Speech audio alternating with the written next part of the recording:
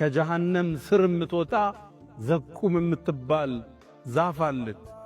የሸይጣን ራስ የሚመስል ፍሬዎች አሏት። እሷን እንዲበሉ ይደረጋል። ኢነሃ ሸጀረቱን ተኽሩጁ ፊ አስሊል ጀሒም ከጀሃነም ስር ነው የምትወጣው ዛፏ 70 ዓመት ካለው ርቀት ራሶቿ ከአነሁ ሩኡስ ሸያጢን እንኳን ልትበላው የሚጸይፍ መልክ ያለው ፍሬ ግን ርቧቸዋል።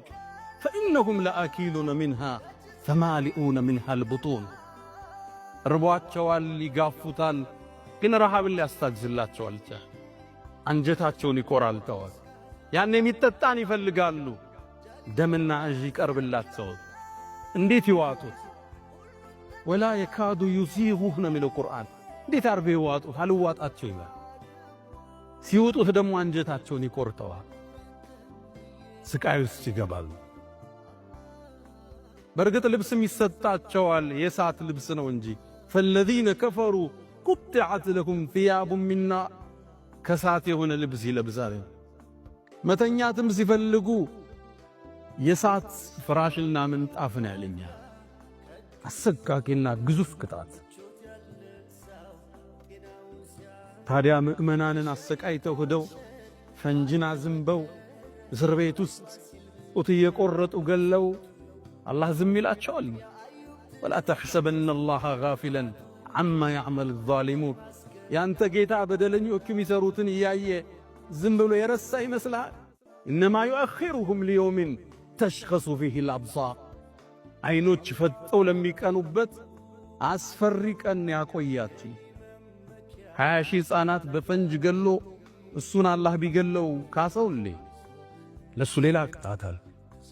እዚያ ይበቀላቸውም። አንዳንዶቹ ምንጣፉን ሳት ከላይ የሚለብሱት ሳት ስቃይ ውስጥ ይገባል።